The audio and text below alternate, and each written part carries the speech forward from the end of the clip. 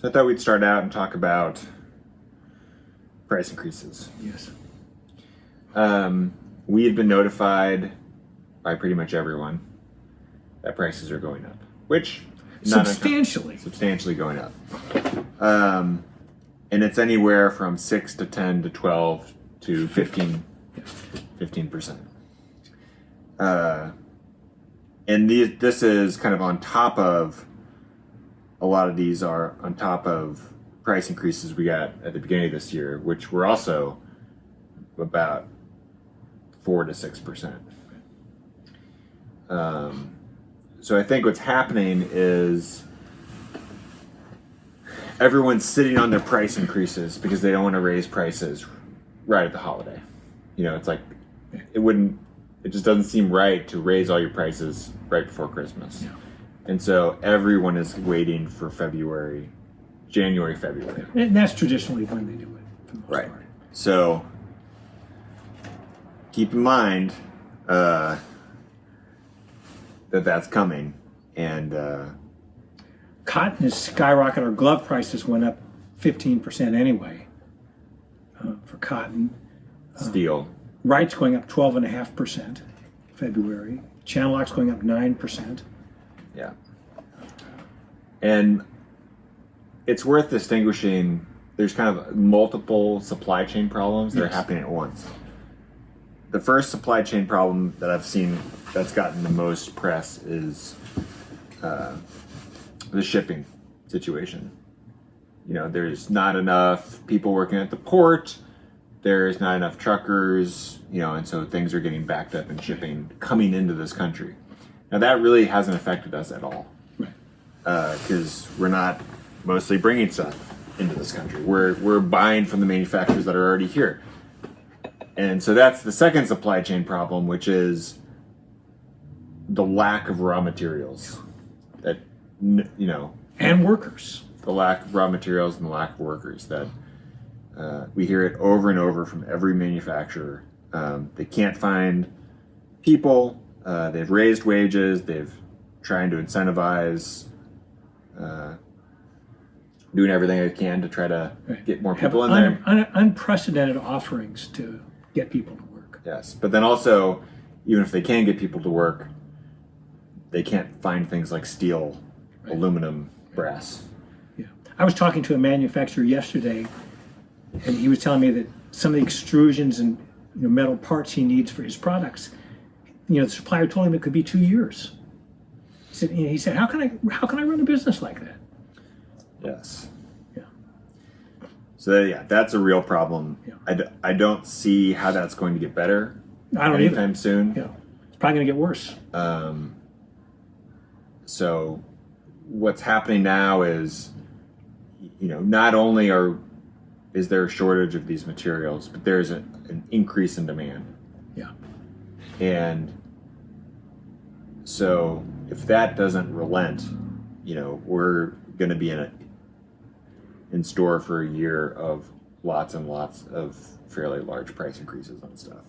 Yeah. And the inability to get product. And the inability to get product. Yeah. So many factories, they won't even tell us when they won't even make a prediction when they're going to ship because they just don't know. Yes. And I've stopped, when I email people about back orders, I've stopped predicting. I'll just say we'll ship it when it comes, because that's the best that we can do. Yeah. And it's acceptable now. It used to be people wouldn't tolerate that. Right. It is the new world we are living in. Yeah. Anything else about that? Just that it seems like it's going to get worse. Yeah. In the sense, supply chain issues are going to get worse. Prices are going to continue to go up for, because of inflation. And Right. I think factories for many years, because of the low interest rates, kind of refrain from raising their prices. I don't know, and anyway, now their expenses are increasing and they're facing a lot of unknowns, and so they have to do it. Right. And so one of the things that happens is it incentivizes people to turn cash into goods. Yeah. Because it's like you leave your cash in your bank, the price of inflation continues to rise, it makes it worth less and less. Right. You know, so there's a quicker turnaround of if the prices of everything are rising, then the sooner you buy stuff, the Right. better, because if you wait a month, it's just going to be so. Yeah. Reminiscent of the Carter years. I wasn't around for Yeah. that, Yeah, I was. And just every week prices were going up. It was really. interest rates were 15%. It was crazy. Yeah. Okay, so we got a SK deal. All right. They sent us a list of their obsolete products. Yeah, the 1,000 items they were discontinuing. Right. And we bought a decent chunk of that, A big chunk. and they sent half of it. Less than half. Less than half. That's SK. Yes, but all good stuff. Yeah, it is. I feel like we should clarify about what they're actually discontinuing. That's a good idea. Right. So it seemed, and again, we don't know this. We just looked at the list. Yeah. It seems like 3/4 drive sockets they are no longer going to make, And the drive and all the attachments and everything. and all the attachments and everything. And then they've discontinued some of what they view as their redundant sets. So 3/8, 1/2 inch, 1/4 inch. They had lots and lots of those sets. Yeah. And sometimes they just differed by like a socket or an attachment or anything like that. Yeah, the 1/2 inch impact that went up to 1 inch, they got rid of that. But the one that goes up to 1.125 and the one that goes up to 1.25, the 1.5, I think they've still got those. Right. So if you see stuff on our website that's like, oh, a 6-point metric impact set, that doesn't mean they've discontinued making those. It just means that particular set they're no longer going to make. Yeah. Our sense is that they're going to, I think you've even said this before, sockets and attachments and wrenches are going to still be American made. And That's the sense. yeah. And they have said that January is like what they're shooting for in terms of having everything set up in their new facility and starting to get stuff out the door. Yeah. We've seen a few sets out of them, Yeah. the 94549 and the 91860, Yeah. which was kind of a surprise. Yeah, but those are their two most popular sets probably, so it makes sense that they would get those together. Yeah. But in a year you'd think they could ship something, so it's a good start, I guess. Yeah. But what did we get? We got those electronic pliers. Oh yeah. Some screwdrivers, some of the T-handle Allens, those big 3/4 breaker bars, some 3/4 ratchets, lots of fun little sets and things Yeah. like that. I don't know. Yeah, there's some wrench sets, a few adjustable wrenches. Oh, I don't even know if I told you this. I talked to the Wright rep today. Yeah. And he said that Wright is coming out with a pair head ratchet. Oh, but yeah. Yeah. And they've maybe got some interesting new things that they're gonna come out with. This is just a perfect opportunity for Wright, so they should capitalize on it. Hope they do. Yeah. I mean, they're having their own production problems, but that's not uncommon. I mean, everyone's having them. But that would be great. Yeah. If they could come out. And he seemed to think that it was in a timeline of the next couple months. Probably not going to be in time for this holiday season, but Right. that would be I'd be real impressed if they came out with that nice pair head ratchet. Did he give you any indication of how Wright's going to be shipping some of the things, mainly wrenches they've had trouble with producing? Did he give you any indication? No. Okay. Yeah. I mean, again, like you said, people have stopped wanting to predict. Yeah. It's just They told hard. Wright, the order desk today told me 3 weeks, but Yeah. I don't know what that means. Right. So Is that all we have?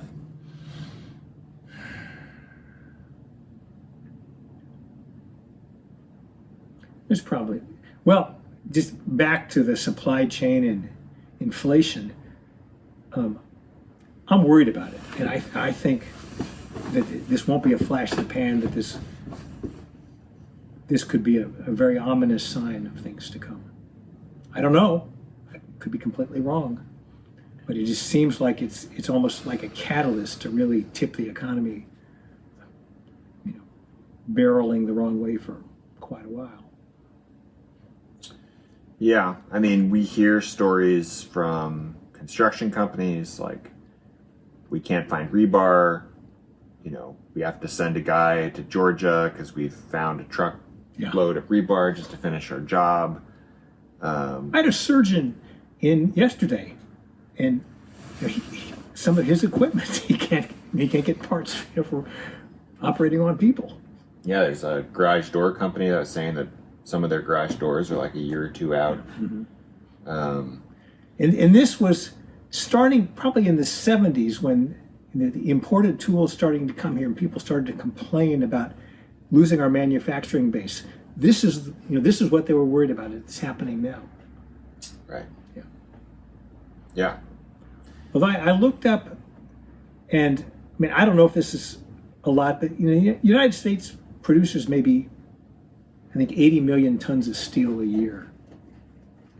And so, I didn't know whether we even had a steel industry, but oh, sure. Yeah. And so, at least that. I don't know how much steel we actually consume, but I was pleased to at least see that we had a steel industry left. Yeah, I mean, I think there are a couple companies, and I don't know them offhand. SK, I think, was one of them, where they specified that they only made their products out of U.S. steel. Okay. And so that was a designation that some companies do make. Right. Sorry. Now, that doesn't mean it's going to be Chinese steel. I think Canada produces a decent amount of steel, so you might see companies expand who they get their steel from. Right. Because it's such a shortage, and if you do stick to just U.S. steel, you're probably going to not be able to find it. There's lots and lots of different kinds of steel. So depending on the application, some are easier to get than others. Yeah. But then the other weird thing about this is that all these people you talk to who have all these problems and are saying that, they really don't have much of a solution, they're all having fairly good years. So it's like, it's the demand, right? The spike in demand, which is like, people are doing good. Like Wright's having a good year. Other companies are having good years because of the spike in demand, but it's just that there hasn't been the ability to keep up with it. But it was boom times up until October of 1929, and then it stopped being boom times. And I think, we could be seeing something like that. Or in 2008, it was the same thing. And so anyway, I'm concerned. Yeah. I'm not as concerned as you. I mean, I think it's a problem. I'm not sure how we're going to get out of it, but, Right.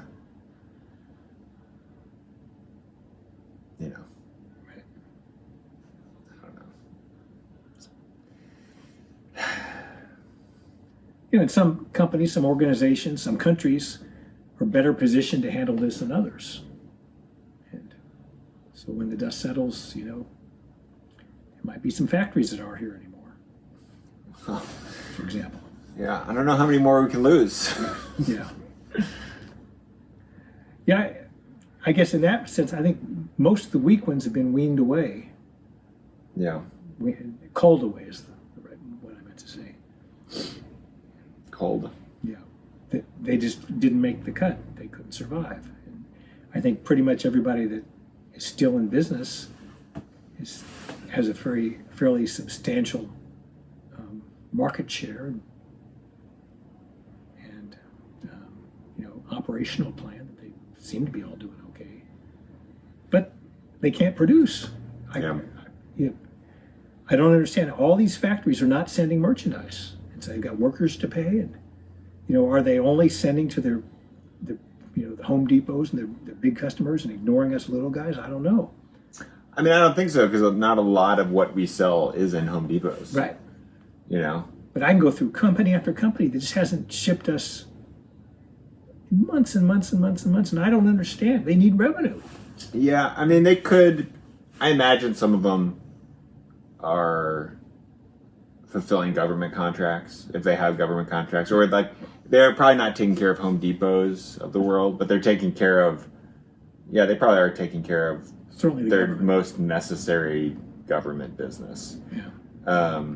And that since that's ramped up, then maybe they just can't produce more than that, and so they're just all of their inventory is getting swallowed up that way. Because when It's when across the board. yeah, when people call us and they ask us for certain sets and we don't have them, and then they call around to everyone else and they don't have them either. Right. Like they just don't exist. Yeah, and we see phenomena like thread gauges. All of a sudden, there aren't any more thread gauges in the country, and then our stock gets bought up by other vendors. Right. There is like that panic, not panic buying, but it's kind of a calculated strategy, which is like we got orders from McMaster-Carr, Right. and they saw that we had a bunch of thickness gauges. Yeah. And they and probably had 90 of them, which is for us, it would be like a 2-year supply, and they Right. bought them all in like 2 days. Right. And so that kind of thing is happening more and more. Yeah. Which makes it hard to predict how to buy. Yeah. When you get these just out of nowhere spikes, because other industries are short in other ways that you normally don't have to take care They of. can't get the stuff from the factory, so they just look around the internet to see who's got stock. Yeah. And now, if we order, it was going to be 3 months or something. I haven't even reordered them yet. But it's going to be 3 or 4 months for us to get more. Right. So, Right. And in that case, what we're doing is we're just removing the item from the website. yeah. We're disabling it so people can't see it, because the other problem is we just, creating a bunch of back orders is a logistical nightmare. Oh God. And so we're having to rethink how to deal with back orders. We used to just leave items on there and take all the back orders, but now it's just like when you can't let people know when they're going to get stuff, we've just been taking them offline. Right. You making notes to yourself? I've made a note for myself in the morning to order more thickness gauges. Oh. So, else I'd forget. That's Lang, right? Yeah, it's Lang, yeah. We should order more from them. Yeah, we should. Can you think of anything else? I think that's good. Yeah, this went kind of longer than I thought. Yeah. Well, it's very easy to complain about the supply shortages, because it's literally your entire day is just talking to reps, talking to manufacturers, talking to people about why you can't get their stuff. Yeah, and again, I think this is only beginning to play out in the society. I think the worst is yet to come. Well, on that happy note, Right. let's. Which it's just a prediction. Yeah. You heard it here. Okay, good. Yes. Just in time for Christmas. Right. But I'm worried. yeah, I think it's a good time to invest in stuff.